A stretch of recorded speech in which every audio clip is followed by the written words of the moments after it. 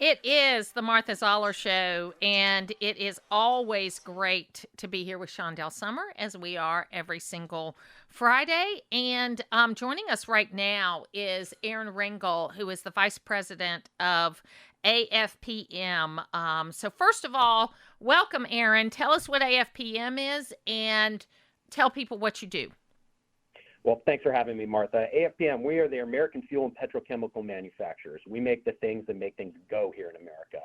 Refined product, gasoline, diesel, jet fuel, petrochemical products, all of the above. That is what AFPM is about, advocating for our members and making sure they're represented here in Washington. We make sure the policies that the administration and Congress put forward are good for the American consumer, good for American energy security, and we work to shape those.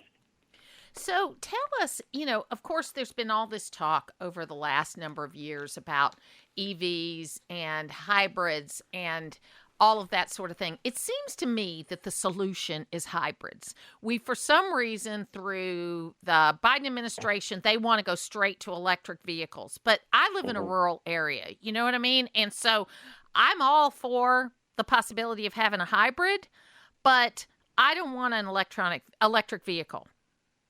No, absolutely. And I put a little finer point on that. I think the solution is a diverse transportation mix.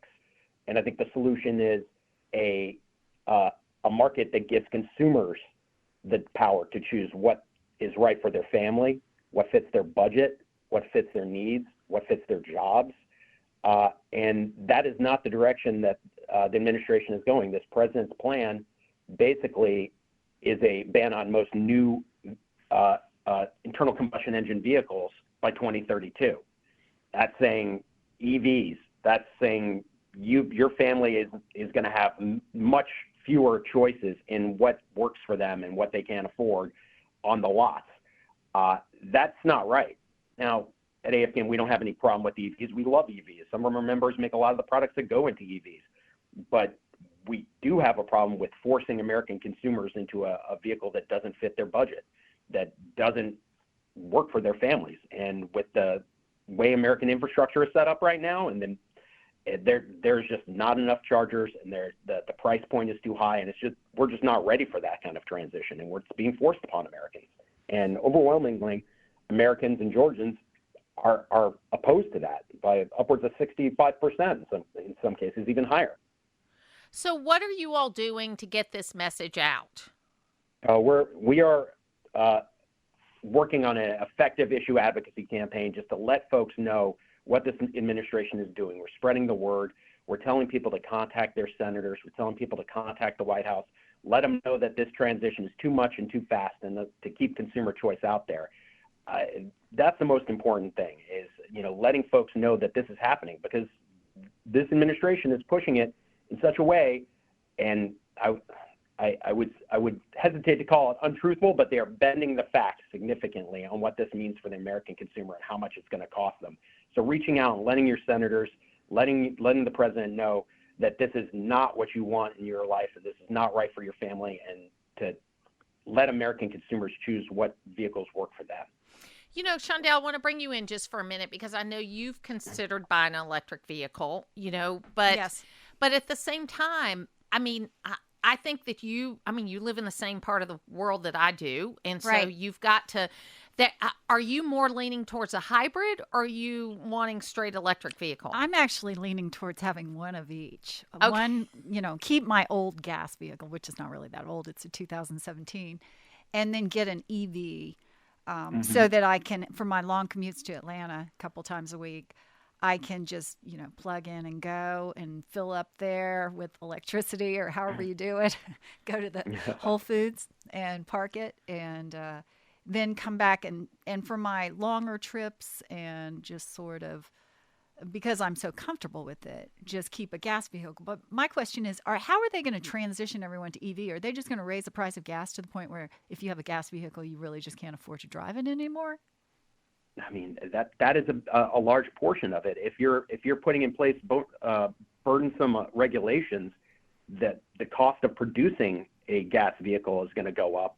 So it's going to heavily subsidize EVs, drive the price of gas vehicles up, force them to produce less of them, and in turn hope that they can force people into EVs. It's pushing back on the auto manufacturers and mandating that they cannot produce a certain amount of internal combustion engine vehicles because they have to produce a certain amount of EVs to meet these emissions requirements that are out of line with American consumers.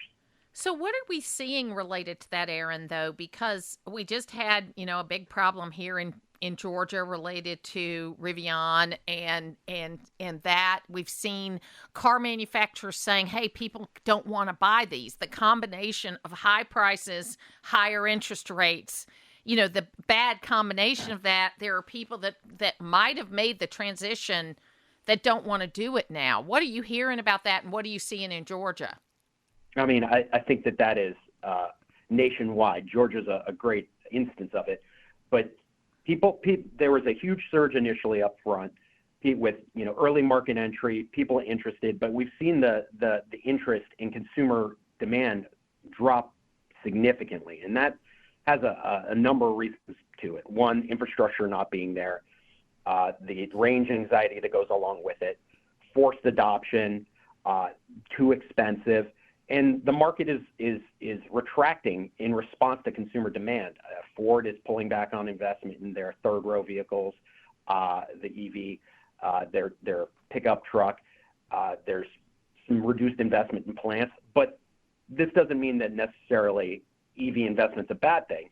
This should all be weighted like a free market on consumer demand. The government shouldn't be telling people. Amen to that. And we've got this 30-second ad that you guys are going to be running in Georgia and other states that we're going to play right now so people can hear what the message is. You're in the driver's seat. You choose what road to take. But soon you'll be taking a back seat to big government because President Biden just banned most new gas-powered cars. They've made it clear it's their way or the highway, even if electric vehicles aren't right for you or your family. Call Senators Warnock and Ossoff. Tell them to stop the car ban before it's too late. Don'tBanOurCars.com. Paid for by American Fuel and Petrochemical Manufacturers. So, Aaron, my big thing is let the free market decide. I know that so many of us, because government has gotten so entwined in our lives that we wouldn't know a free market if we saw it because we haven't been living in it for so long.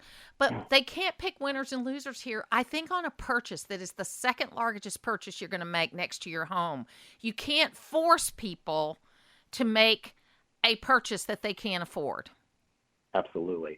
And that's the issue at hand here. And let's take a look specifically at disadvantaged and low-income communities. Those communities are the most heavily impacted.